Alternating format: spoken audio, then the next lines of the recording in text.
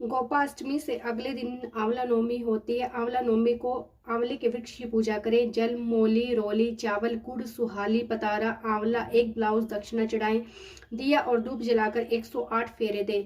कहानी कहें। आपकी इच्छा हो तो दक्षिणा गहना डालकर लाल कपड़े में बांधकर ब्राह्मण को दे सकते हो। आंवला नवमी की कहानी। एक आंवलिया राजा था जो रोज एक मन सोने के आंवले दान करता था और बाद में जीमता था।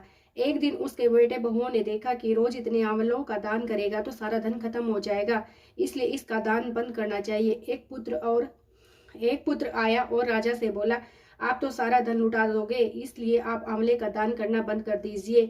तब राजा और रानी उजाड़ में जाकर बैठ गए और वहां आंवलों का दान नहीं कर सके, इसलिए उन्होंने कुछ भी नहीं खाया। तब भगवान ने सोचा कि अगर हमने इनका सत नहीं रखा तो दुनिया में हमें कोई भी नहीं मानेगा। तब भगवान ने उनके सपने में आकर कहा, तुम उठो और तुम्हारे पहले जैसी रसोई हो गई है और आंवले का वृक्ष लगा हुआ है, तुम दान करो और जीम लो। तब राजा रानी ने उठ कर देखा तो पहले जैसा राजपाट हो गया और सोने के आंवले का वृक्ष पर फैले हुए हैं। तब राजा रानी 1.25 मन आंवले का दान करने लगे। उधर बहू बेटे से धर्म अंधाता बैर पड़ गया और आसपास के लोगों ने कहा, जंगल में एक आंवलिया राजा है, सो तुम वहां चले जाओ और जो तुम्हारा दुख दूर हो जाएगा। वे दोनों वहां पहुंच गए। वहां पर रानी अपने बेटे और बहू को देखकर पहचान गई और अपने पति से बोली, इन लोगों से काम तो कम कराएंगे और मजदूरी ज्यादा देंगे। एक दिन रानी ने अपनी बहू को बुलाकर कहा, मेरा सिर धोकर नहला दे। बहू ने सिर धोने लगी तो बहू की आंखों में से पानी निकलकर रानी की पीठ पर पड़ गया। तब रानी बोली, मेरी पीठ पर आंसू क्यों गिरे हैं, मुझे बताओ। तो बहू बोली, मेरी सासू की पीठ पर भी ऐसा ही मस्सा था और हमने उन्हें घर से निकाल दिया है। वह 1 मन आंवले का रोज दान करते थे और हमें उन्हें भगा दिया।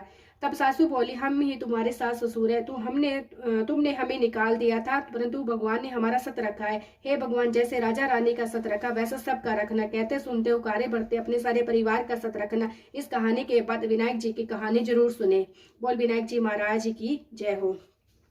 एक छोटा सा लड़का अपने घर से लड़कर निकल गया और बोला, आज तो मैं विनायक जी से ही मिलकर घर आऊंगा।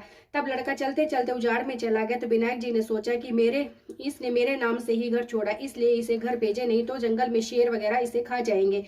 फिर विनायक जी बूढ़े ब्राह्मण का वेश धारण कराए। बोले, तू कहाँ से आ रहा है और कहाँ जा रहा है। लड़का बोला, मैं विनायक जी से मिलने जा रहा हूँ। तो वह बोले, मैं विनायक जी हूँ, मांग तू क्या मांगता है, परंतु एक बार नहीं मांगना। वह लड़का बोला, क्या मांगू, अन्न हो, धन हो, हाथी की सवारी हो, स्त्री हो, जैसे फूल गुलाब का।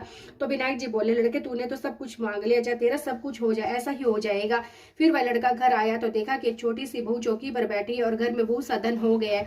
तब वह लड़का अपनी माँ से बोला, देख माँ, कितना धन लाया, विनायक जी से मांग कर लायो। हे विनायक जी महाराज, जैसा उस लड़के को धन दिया वैसा सबको देना। कहते सुनते हुकारे बढ़ते अपने सारे परिवार को देना। बोल विनायक जी महाराज की जय हो। गणेश जी महाराज की जय हो।